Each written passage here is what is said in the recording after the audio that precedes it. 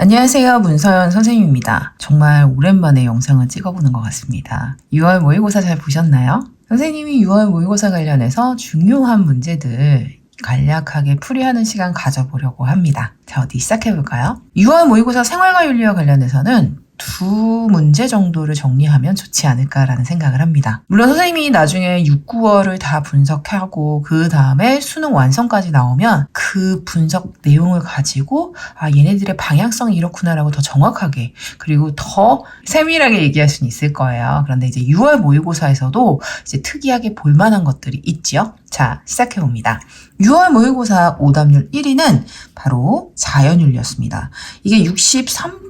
요 정도의 오답률을 보여주고 있습니다. 대부분의 학생들이 많이 답 골랐죠. 그런데 니은 때문에 헷갈렸을 거예요. 자, 이제 시작해볼까요? 갑은 누구일까요? 쾌고감수 능력으로 우리가 도덕적 지위를 가늠한다라고 이야기하는 사람, 싱어가 됩니다. 그러면 을은 누구일까요? 그렇지. 동물은 비록 이성이 없어도 폭력적으로 잔인하게 다루면 안 돼. 왜냐면 인간 자기 자신에 대한 의무를 거스르는 거야 라고 이야기하는 사람 칸트가 되지요. 그리고 대지윤리를 이야기하는 레오폴드입니다. 지문상에서는 딱히 볼만한 내용은 없습니다. 왜냐면 이게 그냥 반복들이어서 지문상에서 볼만한 내용은 이번에는 사회 정의가 있기는 했네요. 근데 이건 나중에 선생님이 6, 9월 가지고 다시 한번 얘기해 드릴게요. 지금은 요거 환경윤리와 시민불복종에 관련해서 영상을 찍어봅니다.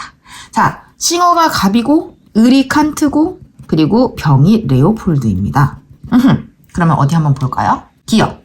동물에 대한 인간의 행위, 공리의 원리에 근거해야 된다는 사람은 싱어만 긍정할 것이고 칸트나 레오폴드가 긍정할 내용이 아니잖아요. 공리주의는. 그러니까 당연히 싱어에게만 해당됩니다. 띵동. 기억은 답이 됩니다. 자, 이제 니은입니다.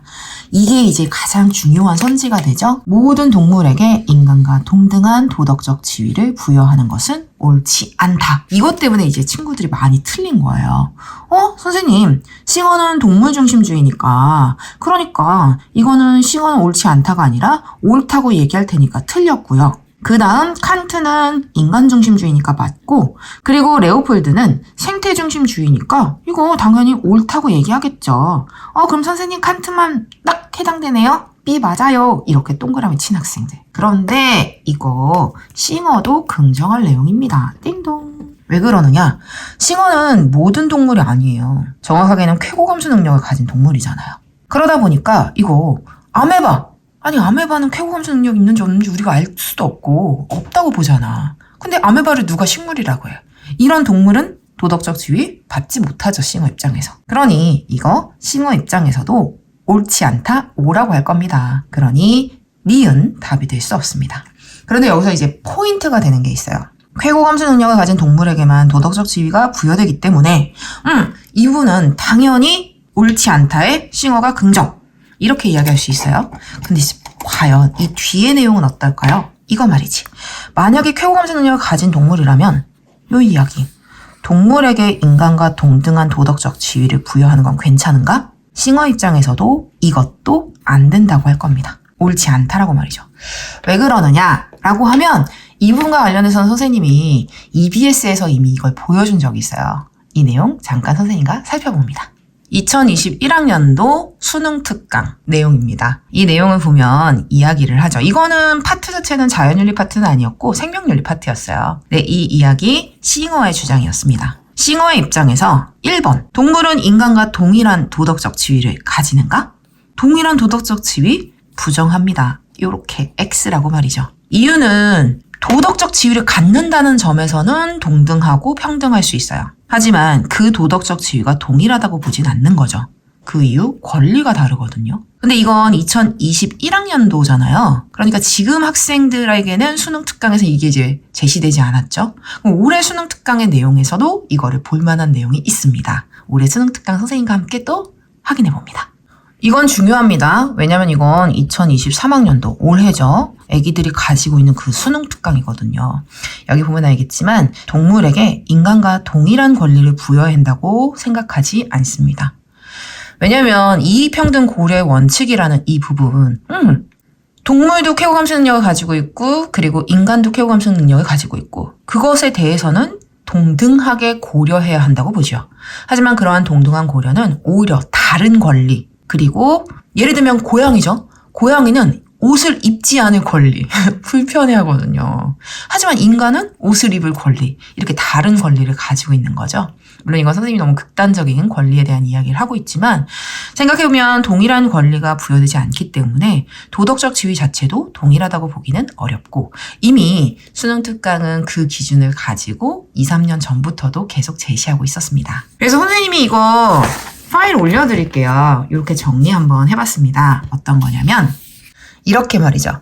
2023학년도 6월 이 지문 그리고 이 선지 모든 동물에게 인간과 동등한 도덕적 지위를 부여하는 것 옳지 않다. 싱어 입장에서는 긍정할 이야기. 왜냐? 모든 동물 틀렸어.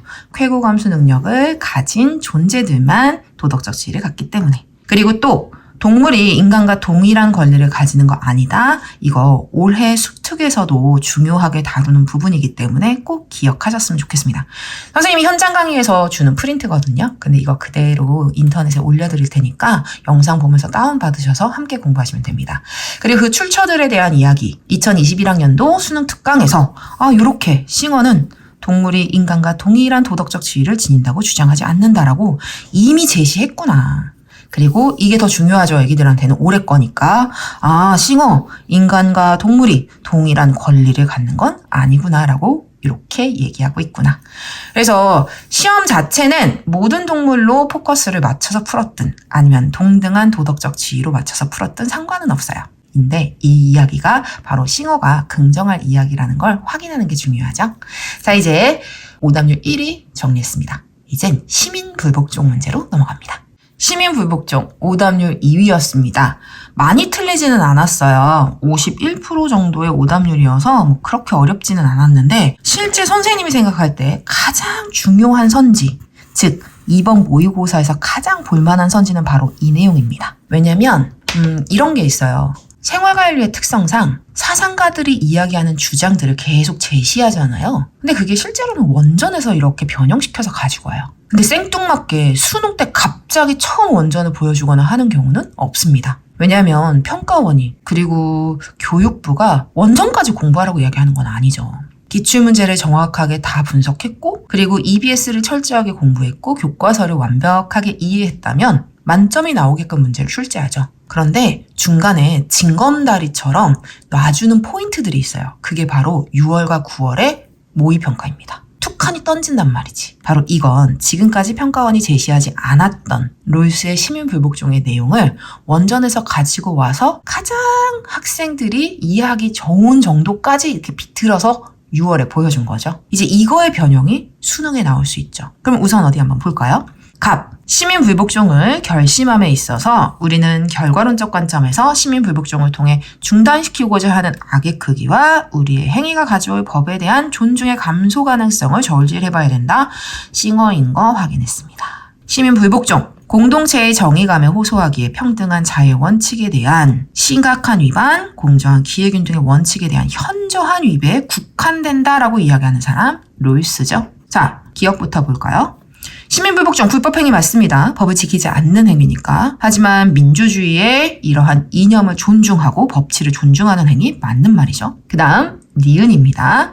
종교의 자유를 부정하는 법. 이거 첫 번째 제1의 자유, 평등한 자유 원칙이잖아요. 그러니 이런 자유를 부정하는 법, 평등한 자유 원칙에 위배되는 이런 법이죠. 시민불복종의 대상이 됩니다. 그런데 선생님이 이거 프린트 올려주는 거 보면 확인할 수 있어요. 여기 밑에 선생님이 이렇게 롤스의 정의의 1원칙을 아예 정리해놨습니다.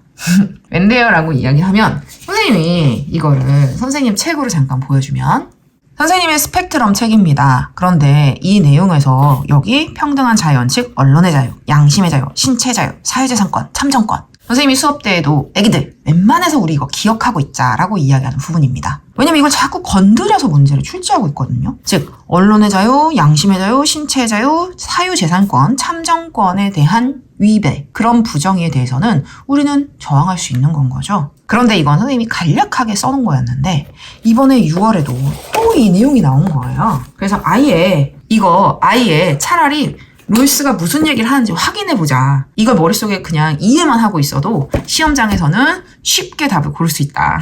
그래서 선생님이 이렇게 적어놨습니다. 이 출처는 당연히 정의론이죠.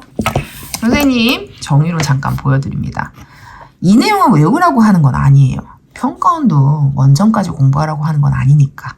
하지만 중요한 선지들 정확하게 확인하는 건 도움이 되니까 어디 한번 읽어봅니다. 지금 이 정의론에선 이건 시민불복종 파트가 아니라 이거는 정의의 두 원칙 파트입니다. 정의의 원칙 그 1원칙. 이 1원칙은 평등한 기본적 자유를 규정하는 원칙입니다. 여기에 대해서 이제 여러 목록들이 있어요. 정치적 자유, 언론 결사의 자유, 양심의 자유, 사상의 자유, 그리고 인신의 자유, 이게 신체의 자유예요.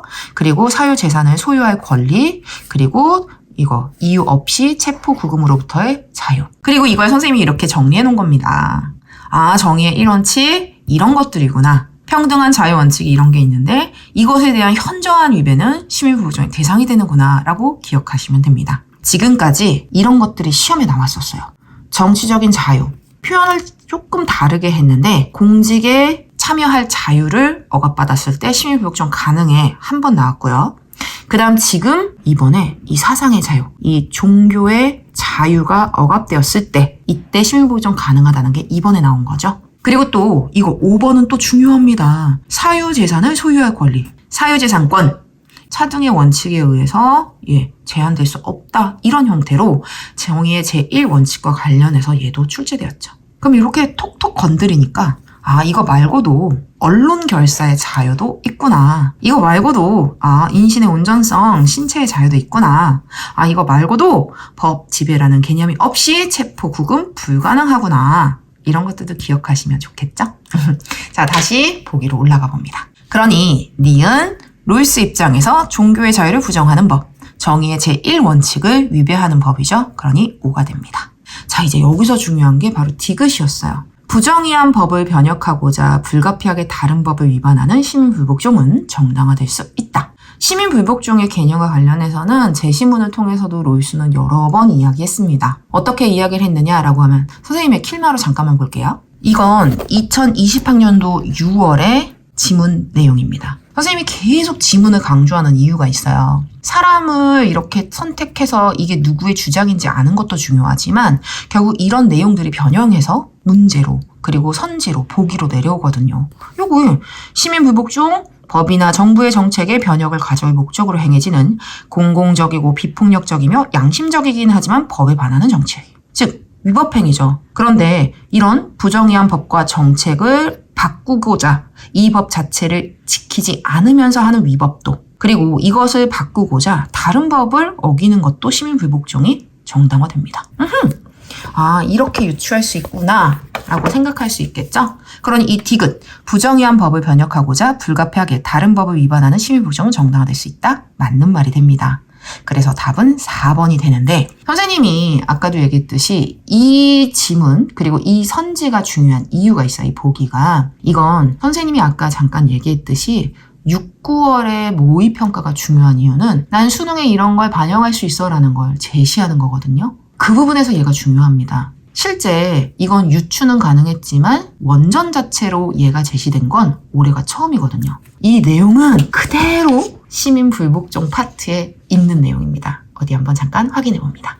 로이스는 시민불복종을 함에 있어서 시민불복종 행위가 항의 대상이 되고 있는 바로 그 법. 여기서 항의 대상이 되고 있는 바로 그 법은 내가 변혁하고자 하고 내가 바꾸고자 하는 정의의 제1원칙과 2원칙 중 공정한 기회균등을 위반한, 현저하게 위반한 그런 부정의한 법과 정책이 되겠죠. 그 법을 위반하라고 요구하지는 않는다. 이거를 직접적으로 요구하는 것도 괜찮지만 간접적 시민불복종도 괜찮아라고 얘기하는 거죠. 직접적 시민불복종, 간접적 시민불복종. 그러면 간접적 시민불복종이라는 것은 무엇이냐? 이거 그 법 자체, 항의 대상이 되고 있는 법 자체를 어기는 것 대신에 우리의 처지를 드러내는 방식으로 교통법규나 비행에 관한 법을 어길 수도 있다라고 로이스는 이야기합니다. 이 부분 그래서 선생님이 다시 또 정리했어요. 요 이야기 12번 로이스의 선지 보기죠. 이 보기에 대한 내용 선생님이 이렇게 연결시켰습니다. 아까 킬마에서 봤던 그리고 평가원이 제시했던 내용이 바로 이거죠. 시민불복종 흔히 법이나 정부의 정책의 변혁을 가지고 목적으로 행해지는 공공적이고 비폭력적이며 양심적이긴 하지만 법을 반하는 정치적 행위. 이것을 우리는 시민불복종이라고 한다. 그리고 이렇게 이어지는 겁니다. 475페이지에서 476페이지로. 여기 이렇게 쓰여져 있죠. 시민불복종 행위가 항의의 대상이 되고 있는 바로 그 법을 위반하라고 요구하진 않는다. 직접적 시민불복종도 괜찮지만 간접적 시민불복종도 괜찮아. 그런데 이 선지 잘 생각해 보세요. 여기서 직접적 시민불복종, 간접적 시민불복종을 언급하지 않았습니다. 하지만 평가원은 그 중간 징검다리로 이 보기를 쓴 거일 수 있어요. 수능에서는 이 내용을 바탕으로 유추는 이제 가능할 수 있잖아요. 다른 법을 어기는 게 정당화될 수 있다는 걸 학생들이 아니까 원전의 표현을 가지고 와서 간접적 시민불복종을 얘기할 수 있는 때가 온 거죠. 그리고 이거는 선생님이 현장 강의 학생들한테는 이제 다 얘기했던 부분인데 이거는 학생들이 이걸 어떻게 알아요? 충분히 평가원은 유추할 수 있게끔 문제를 출제합니다. 그래서 오답률 이거 50%밖에 안 됐잖아요. 그죠? 그러니 크게 걱정하지 않으셔도 됩니다. 하지만 공부를 깊게 하는 입장에서는 이런 내용들이 이렇게까지 표현될 수 있구나라는 거 알아두면 좋죠? 선생님이 이거 프린트 올려드릴 테니까 그리고 요 내용들 선생님이 여기에 이렇게 정리해 놓은 겁니다. 요 내용을 이렇게 넣어 놓은 거죠. 이거 참고해서 공부하시면 도움이 될 겁니다. 다시 문제로 돌아가 볼까요? 자, 기역, 니은, 디귿 맞았습니다. 자, 이제 리을입니다. 갑을 다수결의 원칙에 따라 민주적으로 제정된 법, 시민불복종의 대상이 아니다? 무슨 말이야? 헌법의 절차에 따라서, 헌법이 정한 절차에 따라서 민주적으로 의회를 통해서 제정되었다고 할지라도 현실에서는 부정의한 법이 생겨날 수 있습니다. 그에 대한 시민불복종 인정하지요? 둘 다 말이 안 되죠. 그러니 답은 기역, 니은, 디귿 골라 4번 됩니다. 자, 이렇게 해서 선생님과 함께 2023학년도 6월 주요 문제, 두 문제죠. 자연윤리와 시민불복종, 그 출처와 그것들이 의미하는 바가 무엇인지 살펴보는 시간 가졌습니다. 그런데 이런 거 원전, 선생님 이렇게까지 공부해야 되나요? 선생님은 아니라고 생각합니다. 선생님이야 이게 직업이잖아요. 이거 분석하고 선생님 머릿속에는 수년간의 EBS의 변화, 그 트렌드, 어떤 선지들을 다루었는지 이런 걸 다 기억하고 있잖아요. 이건 선생님이 직업이니까 애기들이 공부할 때 도움이 되라고 제시하는 자료들이지 평가원은 그런 걸 알고 있어야지 문제를 출제하지 않습니다. 그것만 가능하진 않거든요. 그리고 아까 선생님이 이거 이야기했죠? 이거. 직접적 시민불복종, 간접적 시민불복종이라고 나왔으면 진짜 어려웠을 선지, 보기였을 수 있어요. 하지만 이거 지금까지 제시되었던 이거를 통해서도 아이들은 유추해서 풀 수 있었던 거죠. 그러니까 요 중간의 징검다리를 통해서 수능을 대비하면 수능장에서는 아주 쉽게 답 고를 수 있을 겁니다. 확실하게 말이죠. 자, 오늘 이렇게 정리했습니다. 다음 시간 더 좋은 영상으로 찾아뵙겠습니다. 안녕! 다음 시간에 또 만나요.